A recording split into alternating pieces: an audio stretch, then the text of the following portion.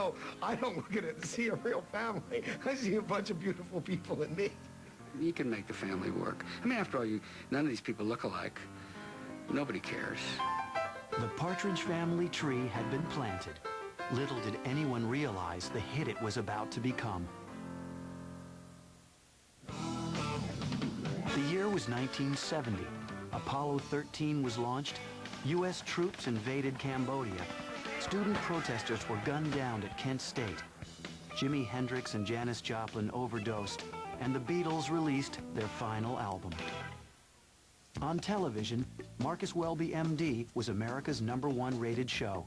Audiences were fired up over cowboy dramas like Bonanza and Gunsmoke, and detective vehicles such as Ironside, Hawaii Five-0, and the Mod Squad. Comic variety shows like The Flip Wilson Show and Rowan Martin's Laugh-In reeled in viewers as well. But family sitcoms like The Beverly Hillbillies and Bewitched were falling off the ratings radar. To beat those odds, a new sitcom would need a new twist. It was a kind of interesting time for both TV and rock and roll in the way they were interacting. They were very wary of each other still.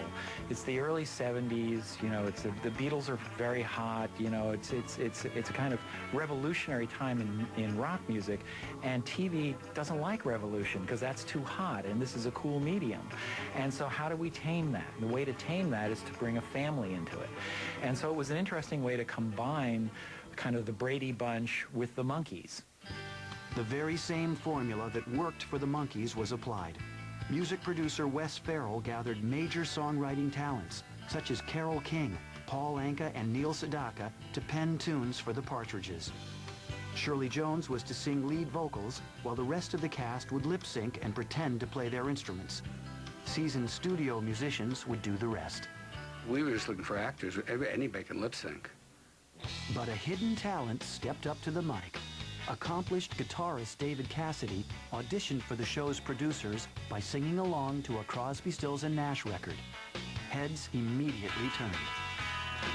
He could sing, and he was musically ambitious. David was fierce about the integrity of what he did. David was insane about the music, because David was, you know, all those Marshall amps, those big towers of amplifiers, they were all real. At the lunch break, he'd flip a switch and all those things would go on, and he would fly through Hendrix.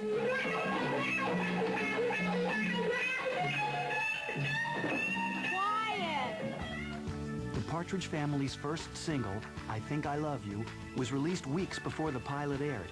It would go on to become one of the best-selling records of 1970. The disc jockeys would automatically tag it, you know. New hit tune from the Partridge Family coming in the fall. You know, it's a kind of space you couldn't afford to buy.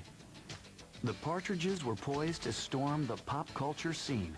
Everyone involved could feel the good vibration of a hit, even if the actors weren't feeling the vibrations from their actual instruments. They tried not to show the hands, tried not to show anybody actually playing anything. You know, I didn't play an instrument. I don't believe anyone did. Suzanne Crowe never really worked out that whole triangle thing. It was, you know, it's a complicated, it's three sides and everything. David and Shirley were the only ones that sang, and we would have been found out, you know. Nilly Manilly Vanilli, or whoever that group was. The only advice I ever got about the Partridge Family was from David Cassidy, and we're doing a musical number, and I'm playing my bass. And finally he turns and he's big red and he grabs my bass and he goes, "You don't strum the bass, you pluck it." I went, "You're okay, super freak, whatever. I'll pluck it." The on-camera instrumental antics may have caused a few snickers, but behind the scenes, the musical masterminds knew exactly which strings to pull. Screen Gems Music at the time had some of the best writers in the business and some of the best producers in the business. There's a tremendous amount of talent, even behind shows that you think are fluffy and disposable. That music was incredible. Those were some of the best written songs for that purpose that, you know, people have heard. The songs may have been catching, but they weren't exactly tunes that David Cassidy wanted to play. When the music first started getting played, they weren't a bubblegum act. I mean, they had no intent on creating, you know, music for children. the musicians were the wrecking crew. They worked with the Beach Boys and the Carpenters and all these incredible acts. And just because, you know, David Cassidy was now this teen idol that 5-year-olds loved or 10-year-olds loved, that skewed the age of appreciation down for the Partridge Family right off the bat. Cassidy was so enraged by his manufactured pop star image that he called his manager to back out at the last minute. But his voice and his likeness were under contract for 7 years. So the show, with David Cassidy, would go on. The Partridge Family premiered on Friday, September 25th, 1970, right after The Brady Bunch and Nanny and the Professor. The critics ranted that the show had missed the bus completely, but the audience immediately climbed aboard for the ride. The record broke before the show went on the air. It was a great promo, and it became a hit series. The turbulent social environment of the early 70s also helped the show make its mark. The Partridge Family's ease and optimism couldn't have been better timed. We came on during a period of great social upheaval, and television audiences tended to be much more middle of the road and really wanted to be assured that although this cultural revolution was happening, that the basic family unit was going to remain unchanged. That's what we did. Just as TV audiences were warming up to the Partridge Family, the actors were getting wise to the limitations of the job. You know, the Partridge Family was on during the Vietnam War, and it was, 30 minutes of freedom. It's like, dude, we were 5 white kids dressed up in red velvet like we were Superfly. Okay, it wasn't a huge, we didn't save America.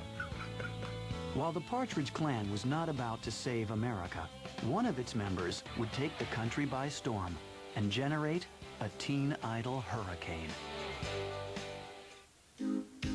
Within weeks of the Partridge Family's premiere, the show hit a 17.5 rating, and their album shot to number 4 on the charts.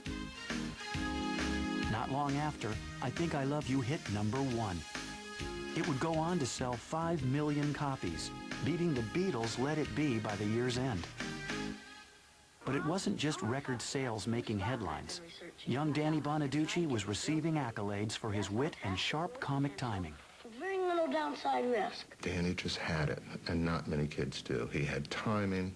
He knew how to underplay. I'm worried about you, Mom. You're too old to be working. Oh, thank you, honey. You just made my day. Whenever you're in trouble, you just went